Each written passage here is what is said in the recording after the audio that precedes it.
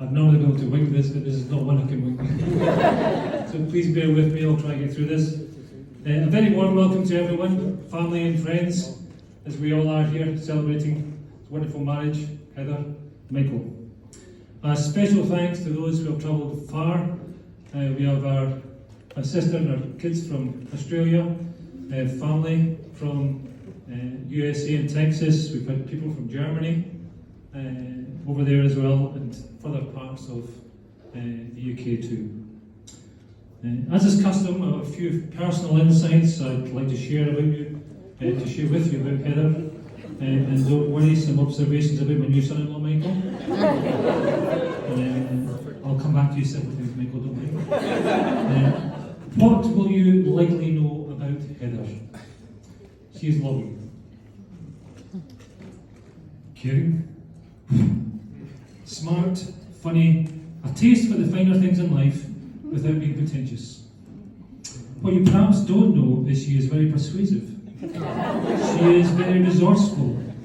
She is very determined, and she should never, ever be underestimated.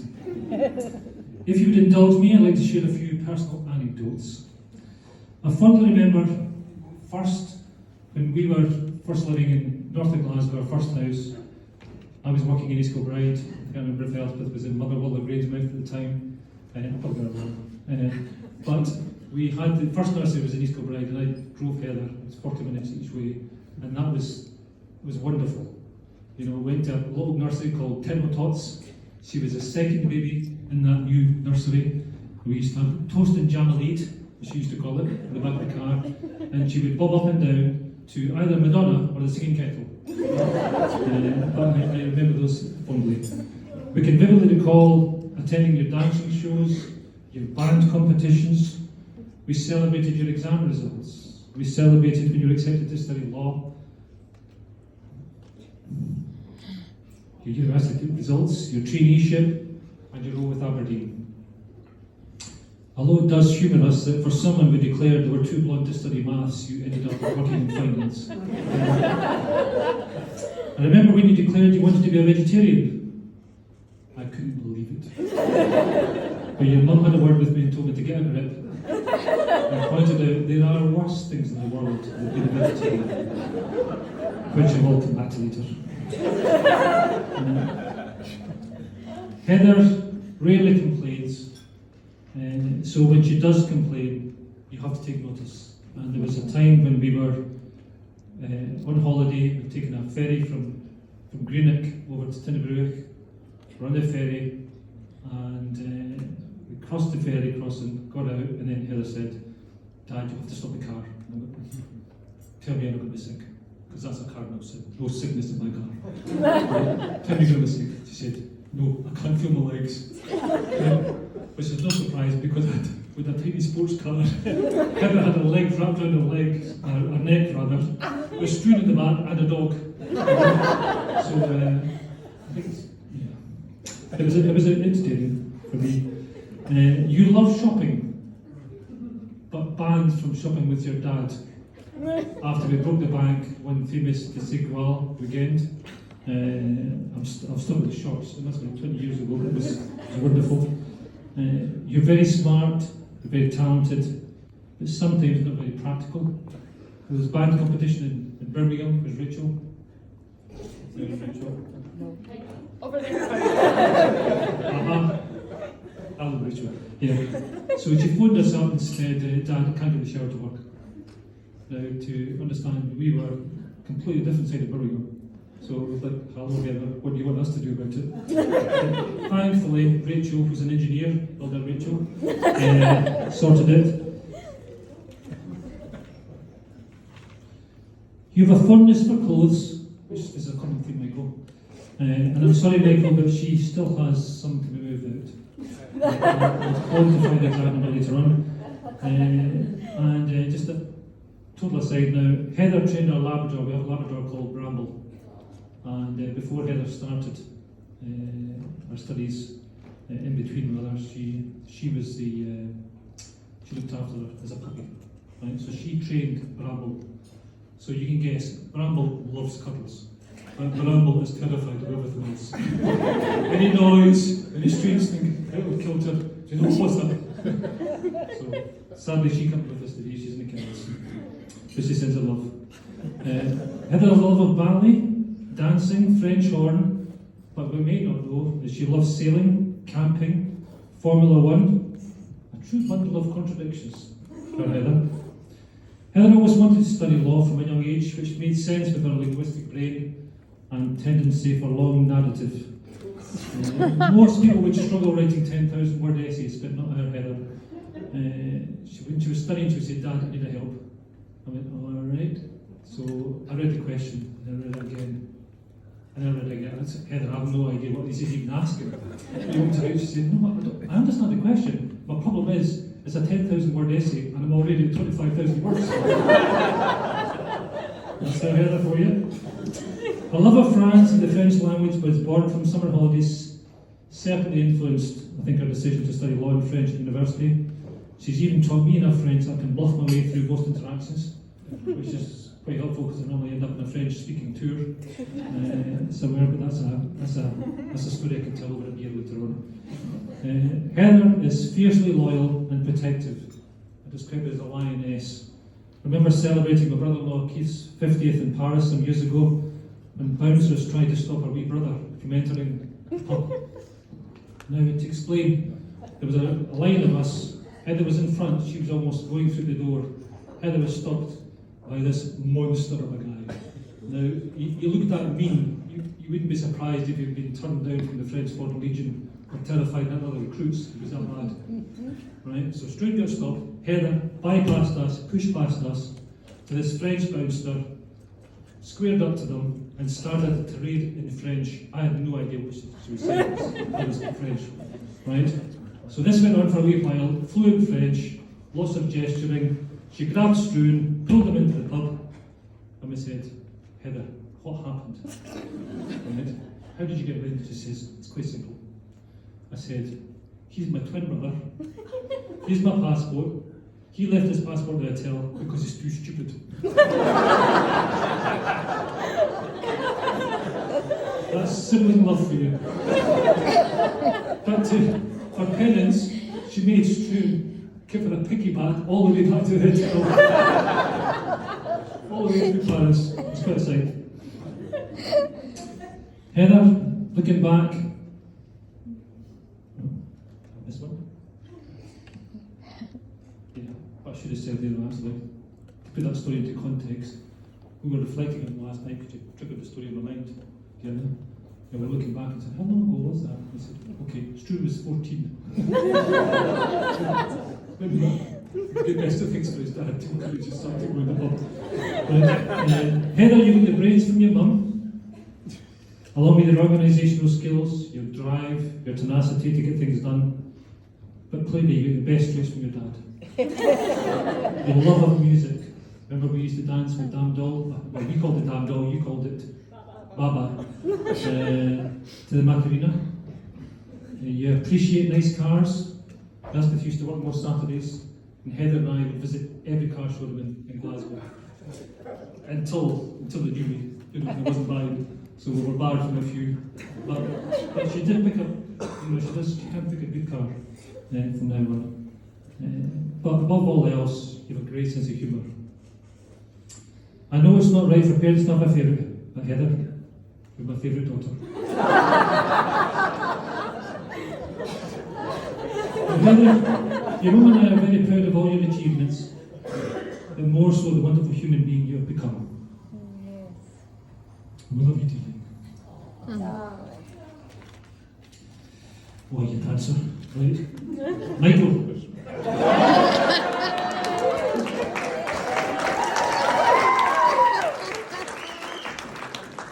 I'm going to swap hands for this. Now, when I was made aware of Michael and Heather as an item, I was informed I knew Michael already, as he'd been through primary and high school with Heather.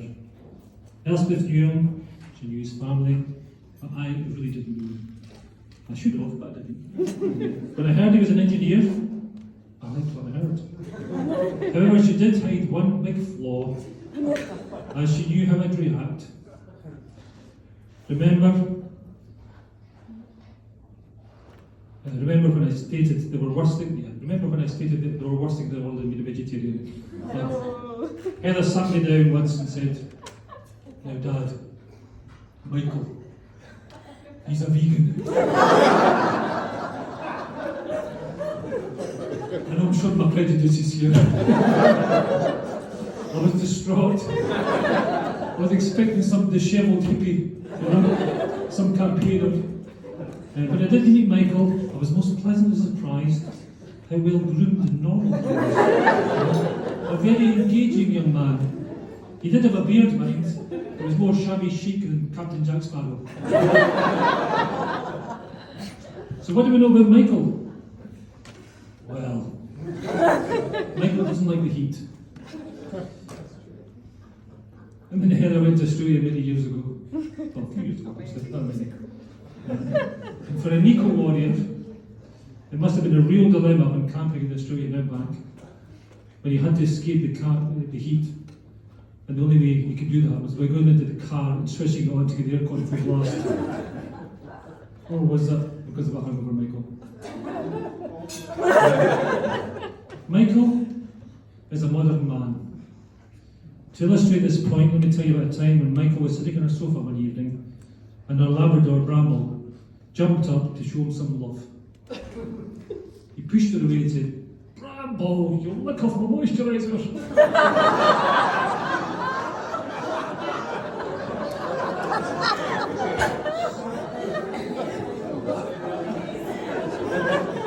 Gets better.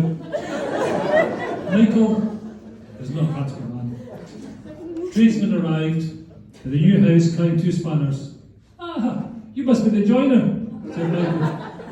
"No, I'm the plumber here to fix the radio." He is quiet and reflective, but an entirely different animal when it comes to the football. He is caring and loving, and clearly someone with an appreciation for the finer things in life.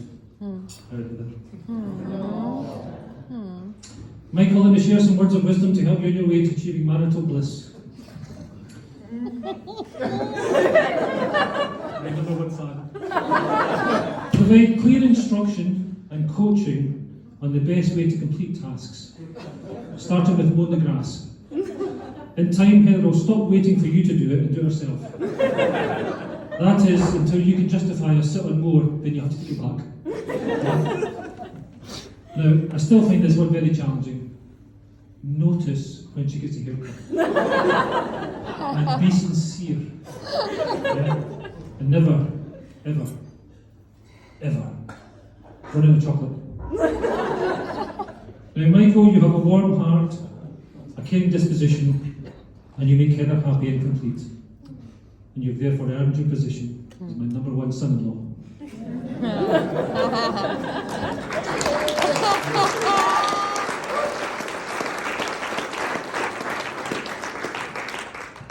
When Elspeth and I got married, our father wrote us alternative vows. I thought it was a wonderful thing to do, so I've written you some alternative vows, straight from the heart. Heather, your vows. I promise not to buy any more designer dresses, shoes or handbags until there is room for them. Which, Michael, will be a very long time unless you can persuade them to convert the garage into a walk-in wardrobe and you remove all the remnants from every cupboard, the attic and the garage in our house. I promise not to throw a strop when a cooking implement touches a non-vegetarian product. I promise to recognise when I'm hungry and have some chocolate. I promise not to make a fool of my dad when he forgets things as he swims around his goldfish bowl. Yeah? I promise not to freak out the next time a small, furry, uninvited animal enters our home. No. I promise not to take twice as long as everyone else to eat my dinner.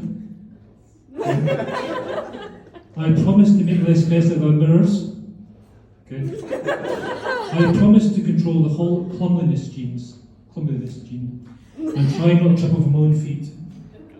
which does sound incredulous given how graceful she is. And then the most important one, I promise to buy my dad a yacht when he retires. That's definitely worth it.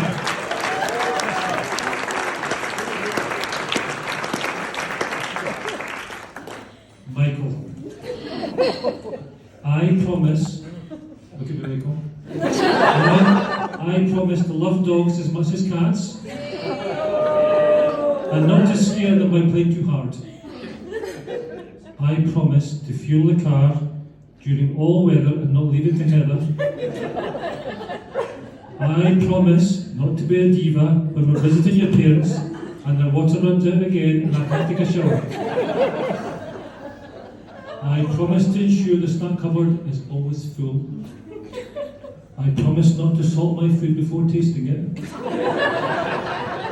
I promise not to wear a hat indoors. I promise to keep the decibels down when watching football. We're getting the big ones now, Miko. I promise not to covet my neighbours' or father-in-law's cars. I promise not to crash the car when I want a new one.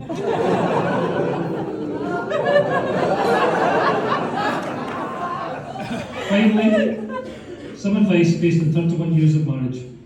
Life can be tough at times, so celebrate every moment. Be that rock for each other. Maintain a sense of humour and perspective at all times. Laugh together, cry together, and in the mortal words of Monty Python, always look on the bright side of life. Ladies and gentlemen, please be upstanding for a toast to the bride and groom.